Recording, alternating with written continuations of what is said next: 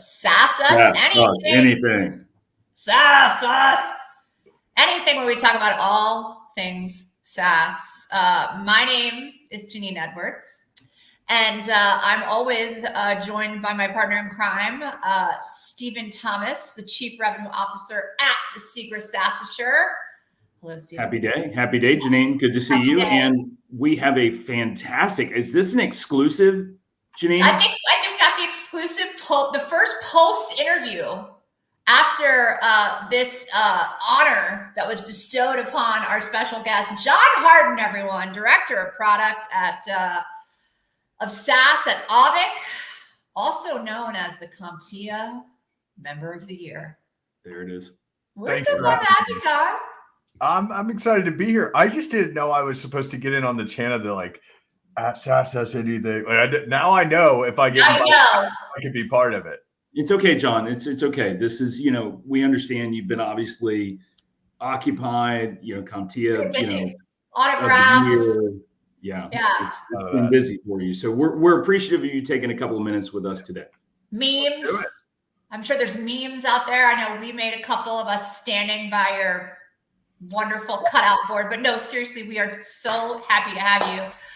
We're excited about this particular episode of SaaS is Anything because we are going to be focused specifically on this concept of SaaS management for managed service providers. I think something that you're pretty passionate about, right, John?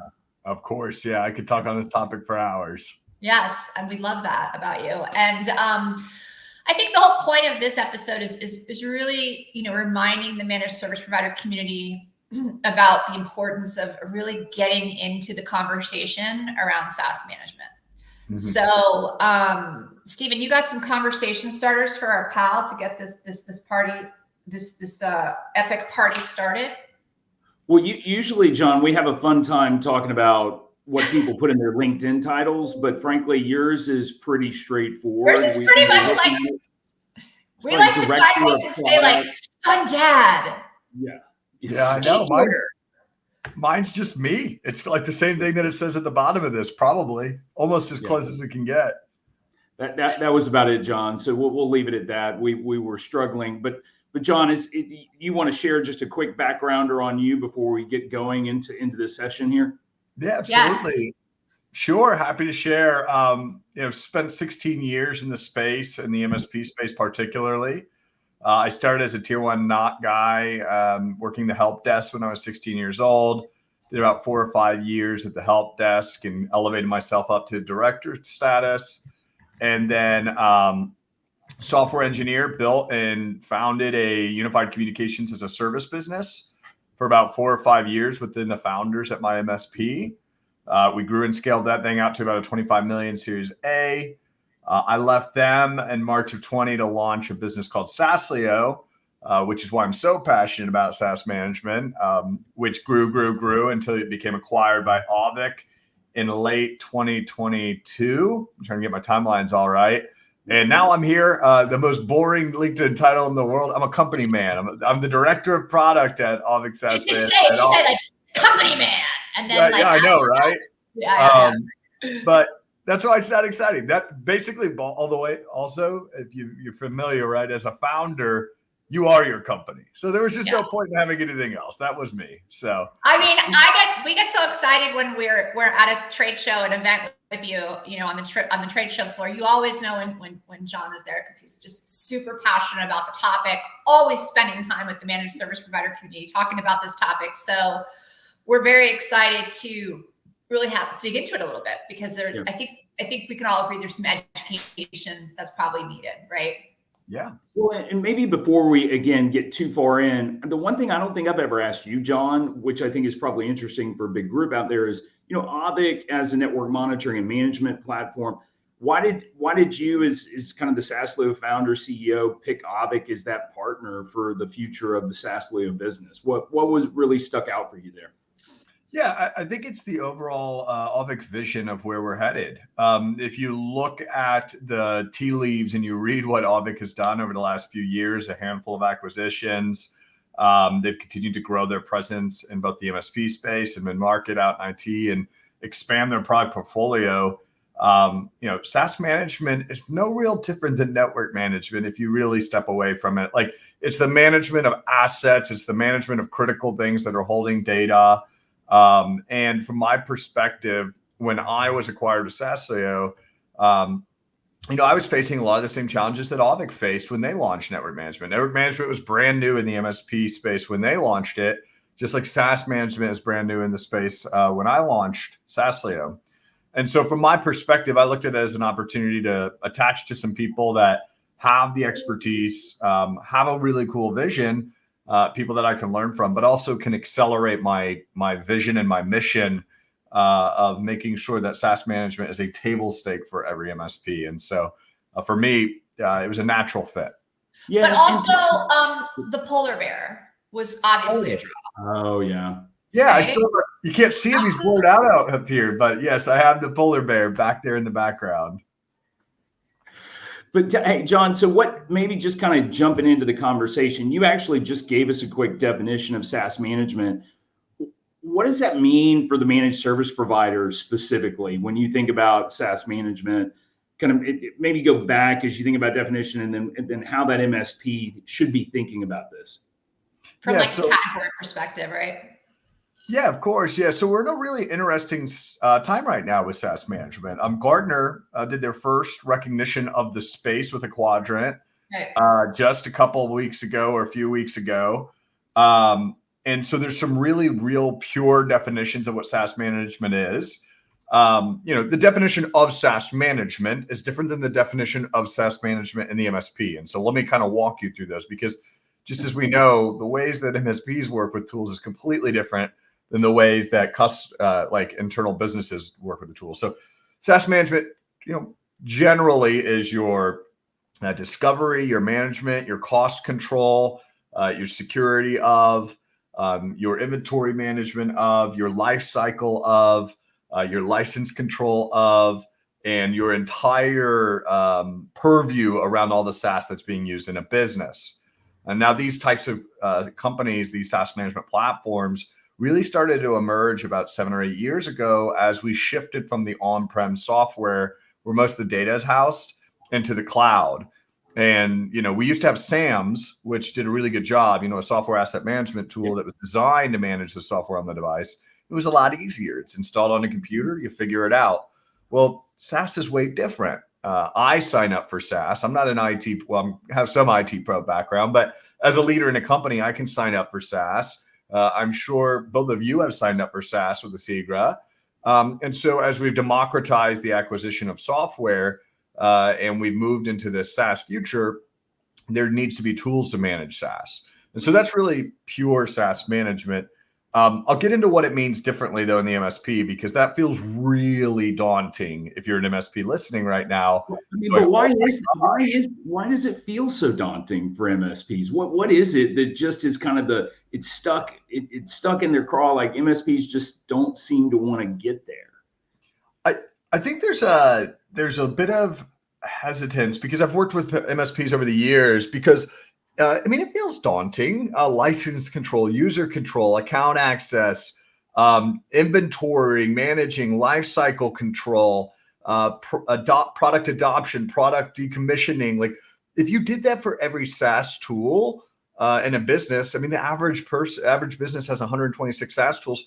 That's all you're doing is managing SaaS. And I think that's where a lot of the reluctance comes in. And I think there's additional reluctance with, well, I'm not a pro in, HubSpot, and I'm not a pro in Atlassian, I'm not a pro in Dropbox, and I'm not a pro in all these things. So how can I help my customers? But I'm going to be here to give you the formula on how to do it without having to be an expert, and how you can do it right, and how we're seeing success in the space. Yeah, I think, I'm sorry, Steve Marie, did I? No, I was just saying it's a great snapshot. Yeah. And I think there's you touch on these catalysts, right, that are sort of driving.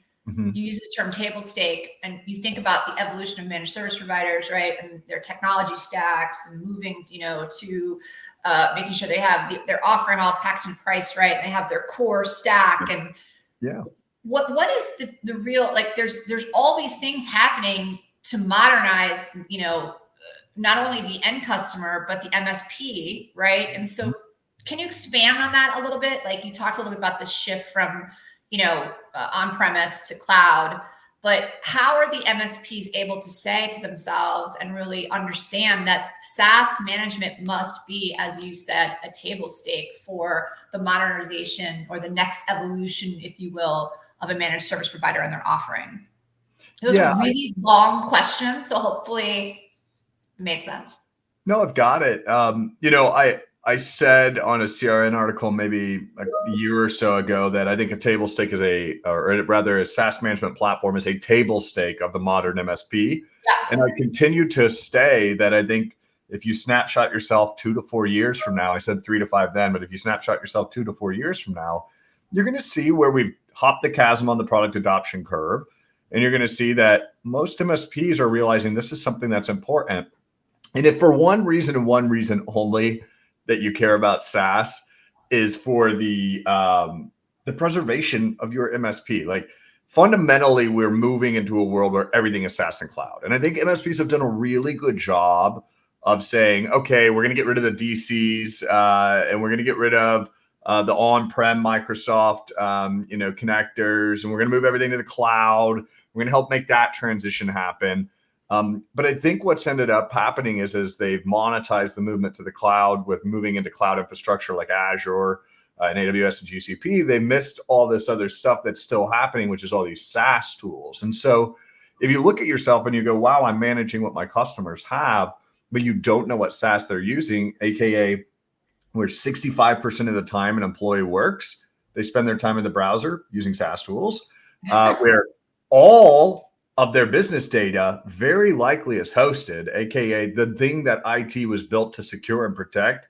At the heart of all this is the data that we care about. And then when you just boil it down, change happens, digital acceleration, transformation of organizations happen in SaaS. Like you can't just ignore all the SaaS tools that are in an environment. The way I say it is all roads lead to SaaS. Like a CFO looking to change the way that they bill starts with what SaaS tool are we going to use? A sales leader looking to change the process of their sales excellence starts with what SaaS tools do we have and how do we introduce those processes into them? So they're all intertwined. And if you're an MSP that doesn't care about basically staying alive or protecting the data, one thing you really should probably care about is being part of that digital transformation journey with your customer. Yeah, I mean, Steven knows I love to throw this stat around because it's always like so fascinating to me. Like by the end of next year, 2025, 85% of all business applications will be SaaS applications. That's like by the end of next year. So this idea of we're just worried about M365 as an MSP, you know what I mean? As far as data goes, is like, come on now. And that's the thing that strikes me, John, like you hit it on the head, which is the infrastructure as a service component of the MSP's business is absolutely what people are taking care of. They're working on that for their customers. And they've gotten there with Microsoft or maybe G Suite, but there's this entire set of applications that MSPs used to operate on behalf of their customers. That is it just the fact that they're no longer managing the licensing? And, again, maybe give us a little bit of coaching. How do they best kind of get engaged in that conversation with their customers? Because you've been doing this ever since you started SaaS, Leo. Like you've been on the education train for quite some time. But talk us through that journey for the MSP. Like what's that opportunity look like and how do they kick it off? Yeah. As we talk about IaaS and the movement to the cloud, I mean, we wouldn't be having this conversation 5 years ago, quite frankly, right? Like it's a wave, right? MSPs often are, and as they should, they have to. Technology changes, so you have to change with the technology. But businesses weren't building their entire MSP practice on IaaS transformation into cloud Microsoft. And I think what we're going to see is once that 85% number ticks over, and most people are spending all their time in those business applications in the cloud, and the MSPs have picked up a lot of the on-prem technology and moved them to the cloud, the natural next place is SaaS. And that's why I'm so bullish on it, just to give you like my purview. Like you can't just do IaaS forever. There's eventually everything's going to be moved to the cloud. And then what? Then what are you going to do? Yeah. And that's the revenue opportunity piece that I feel like people, as you and I, and I think everybody out there talks about SaaS. we're Yeah. constantly just engaging our MSP partners and asking them to challenge their customers around the conversation. So, carry us that one step forward. Like, what's that? Is it part of the assessment practice that they need to embed this in? Like, how do they make talking about SaaS a reality? Yeah, we have an internal formula. It's pretty easy to process and pretty easy to implement in a business. So the basics of SaaS management in your business is one, discovery of the organization, whether that's when you implement a SaaS tool and it's renewal and you're going to use the SaaS management platform now in the security stack of your customer. It's that discovery. It's that overview of every asset and every SaaS asset that you've got in the organization. And it's working with the client to identify the top ones. And that's a really important piece, because if you deploy a SaaS management technology, you're going to find hundreds and you're going to be overwhelmed and your customer is going to be overwhelmed. What we always recommend is let's focus on those top 10, 20, 30, the really important ones where most of the employees are spending the time and the most critical data is housed. And let's get those under lifecycle management. So are these approved, not approved, decommissioning, commissioning, implementing? Let's understand what their controls and compliance are at the end client, or not the end client, but at the end SaaS tool. Let's assign business stakeholders. Who's in charge of this SaaS tool? So when a ticket comes into my MSP that says, hey, I'm having an issue with Salesforce, that MSP knows who's in charge of that asset. Let's load contract details. Let's put business notes in there so we know how to manage the apps when tickets come in. And that's during the onboard journey. And then what we recommend is introducing a cyclical journey. Most MSPs that are out there are doing something called their QBR, their CBR, XBR is what I joke. It's just called anything but business reviews. It's not XDR, but it's XBR. Is that what we're getting to? Yeah. We'll get to MBRs next, managed business reviews. But it's the concept of introducing what we call top 10 shadow IT. It's really simple.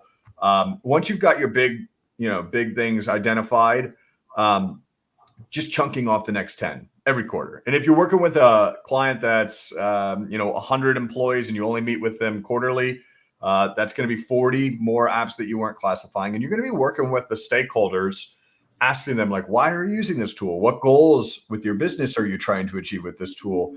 Who's in charge of it? All the things I talked about earlier. But you're going to be having a business conversation. And I think that's where a lot of the magic comes in. Because nobody introduced SaaS for fun. Nobody just wakes up and signs up for stuff and puts their credit card and goes, yeah, I'm good with that. They do it to solve a business challenge. And if you come in as a VCIO trying to understand why this SaaS is in the business, what data is there, what business challenges are you trying to solve, you're going to realize that it's a really good opportunity to have business conversations, whereas some other parts of that QBR lifecycle tend to be a bit more in the weeds or in the minutia that CFO or that CEO or that CIO may not actually care about.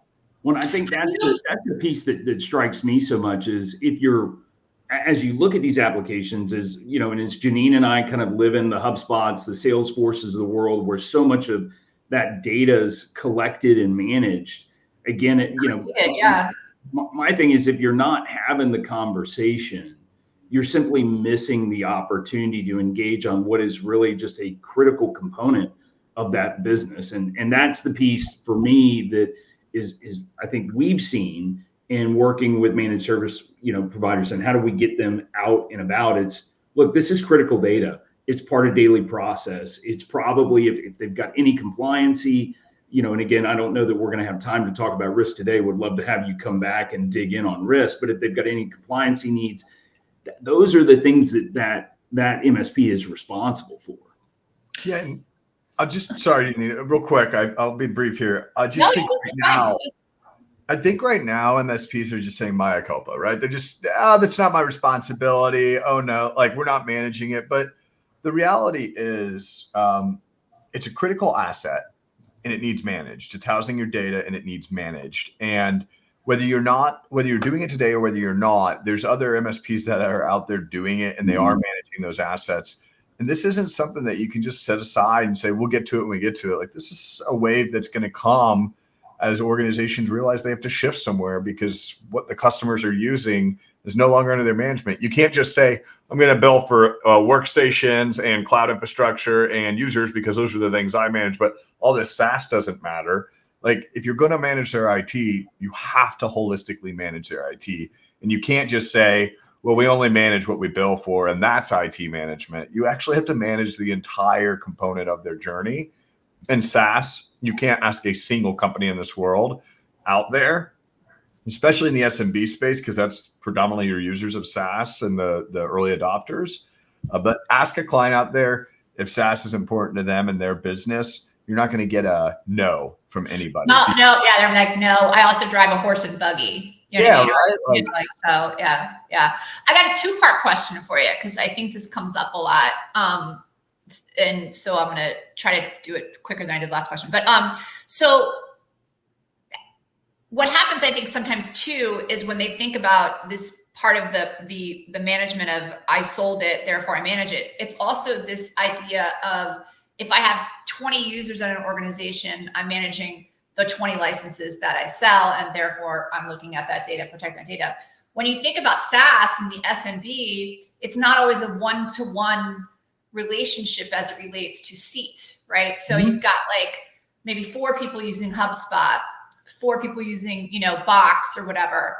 So have you had an example of MSPs that you've worked with that have done this successfully, where they build it into the stack, right, the offering profitably, and sort of overcome that self-imposed objection, like, well, not everybody has that particular SaaS application, so I'm not interested. M365, they all got it. Like you said, I sold it. So how do they start to build a service and profit around building that into their offering? Yeah, I've worked with some MSPs out there that have begun asking and using SaaS management surveys to determine the amount of SaaS in an environment and build that into their pricing model. And fundamentally, they offer the management of those SaaS as part of their billing model. How many users, how many workstations, how many servers, how many Wi-Fi switches, and how many SaaS tools. And it's all part of it. And then based on those SaaS tools, how many people are using it? And then, and then building in all the management piece around that number of users. Well, I think, most MSPs have that little magic calculator in their business where they're trying to put the math together. And I think, trying to get down to entitlement management and saying that, this many users has this many entitlements and this many apps is going to be too much into the precision for a calculator like that. But just even adding how many SaaS apps exist and are going to be under management. But quite frankly, you talk about entitlement management, MSPs for years have been trying to get at the seat with the CFO and make them happy instead of coming to them and saying, you need to spend money here, here, here, here, and here. This is an amazing opportunity to come to an MSP's client CFO and say, hey, did you know that 25% of SaaS in a client's environment is waste? Did you know if you're spending, $100,000 to $200,000 a year on SaaS, I can come in, do an audit, a discovery, I can secure your business. I could probably save you anywhere from, 25 to 50 grand annually. And then all of a sudden you unlock those security tools that they say I can't pay for because you've cut budget. So, it's opportunistic, but you really need to understand that this SaaS management isn't just a security thing or an operation thing or cost thing. It's a business thing. It is just visibility across the entire business of the use of technology, right? Across the business. So I think that's been my favorite is when people tell me, no, it's, we don't need to do that. And then you realize you've got a controller who still has access to QuickBooks Online that you fired 3 years ago, right? It's those little things that, again, whether it's onboarding, offboarding, to your point, John, it's kind of the entire life cycle of that SaaS. It's an application. It's not SaaS, it's an application. And as you're the technology partner, you're accountable for helping them manage that application. It doesn't mean you have to do the integration or the customization work of that application. But the basics around security, onboarding, offboarding, data protection, all those things, I think, again, that the Auvik SaaS management platform does, and again, a number of other tools out there do. That's really the kind of the storyboard here. And even more simplified, right? You say it's an application, and that it is. It falls under an application purview, right? Because it can hold data, but it's just most simplest format. It's an asset.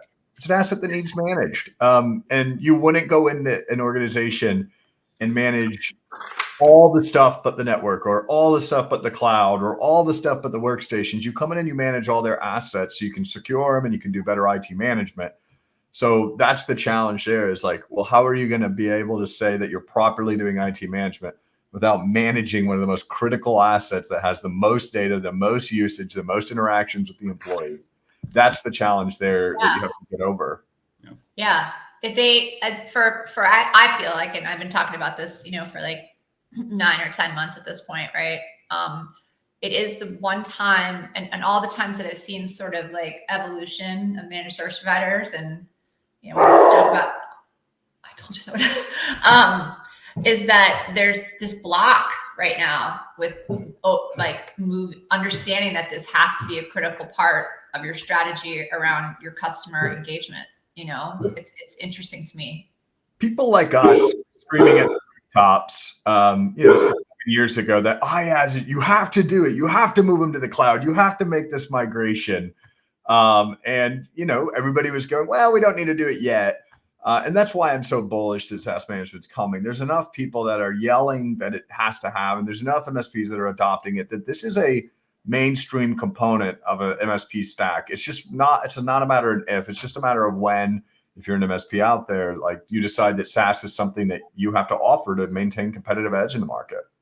What are some of the applications that you see in the SMB space, more in the upper S, lower M, that are rising to the surface of being actively used by the end user, when you're seeing all these discoveries, right, that you see across a lot of the MSPs that you work with, are there any that you might give the MSPs an idea to, hey, keep an eye on this, in your most, just like the MSP uses a PSA and an R, you know what I mean? Like, what should they be looking at as it relates to their end customers, keeping an eye out for as far as apps? Yeah, I would say on the sanctioned IT, the managed stuff, you're going to want to understand their finance. You're going to want to understand their file systems. You're going to want to understand their integrations in with like marketing and sales and employee management, and then productivity tools. That's like your core sanctioned IT that everybody has that stuff. You're like QuickBooks Online, your Box, your HubSpot, those kinds of, okay. Every business has pretty much a stack of some sort like that. Right. And then on the other side, though, is the stuff that you need to watch out for that can get in the way and can increase risk in the business. That's your shadow IT tools around AI is a massive emerging thing right now. Right. One of the first things we coach our MSPs using our tool to do is talk about all the AI in their business, and you get their attention, because it's being used very, very widespread without using it in the AUP for the organizations. So AI is a big one. Productivity is a really big shadow IT asset. Think about the Miros, the Trello, all those whiteboard Canvas things, all those like digital media tools like Canva and things like that. Those exist everywhere, but they're all housing that really important thing called data. I worked with a customer who did a discovery, and they found Canva, and they're like, that's not a big deal. I was like, well, just see what they've got in it. And when they looked in, it was their entire financials, because they were doing a pitch to raise money. But it's like, that's all their data. So productivity, AI, file sharing is a really bad one. You get annoyed with SharePoint preferences, and so you just go sign up for Dropbox to send the file over the line and get it done. Those tend to be like your worst culprits. There's others out there, password managers, security risk. People put consumer AV and things like that. Like it's almost hard we could rattle for 40 minutes. I was just wondering if, like, in the categories, like, you see anything being adopted really quickly, you know what I mean? Or a resonating adoption of anything that, just keep AI. Yeah. Yeah, there's a reason it's in the news everywhere, because it is. I mean, it's the classic, like we've had data loss prevention as a security technology for 15 years now, and all of a sudden here you have everyone putting all of their, you just use the Canva example, where all of their critical financials, it's like, oh, hey, I'm just going to roll this into Canva. Maybe I'll just build some wireframes with Figma, or by the way, this is all in Confluence. Is Janine, Confluence for Janine. But Confluence out there. And also the rest of the world, just good. I'm team Confluence, by the way. Just throw that out there. It says a lot of things. Sorry, it is what it is. I'm a disappointment to Janine and a lot of other people, John. This is just kind of how we operate. So, hey, John, I mean, as we're coming to a close here, why don't you tell us a little bit about how people can find you and kind of what's the last little tidbit you want to leave us with before we wrap up today? And not to blow him up, but I'll tell you what, a conversation with John Harden is never a waste of time. So yeah, well, you got to make sure if you see him on the road, engage. He's also got these super rad little Lego dudes and ladies that I love. Yeah. Yeah, I would say reach out on LinkedIn. That's the best way to connect and keep a connection there. Reach out, give me a DM. Don't try to sell me something if you want. Just reach out if you want to have a conversation. I like to start with let's lead each other before you offer your services. So LinkedIn's the best way to do that. And my little tidbit, right? I think it's important to talk about a little bit about like what SaaS Segra, with SaaS Assure, right? Like, it's a natural evolution. If you're maintaining this and managing this SaaS and you're getting all this thing, we have to go back to that heart again of the topic. We're managing assets, which contain data, and that data has to be managed and backed up. And I think if you take anything from this track, it's remember you're managing assets that have data and you treat it just like anything you else would in your business and get away from the fact that it's SaaS or overwhelming or something you don't do today.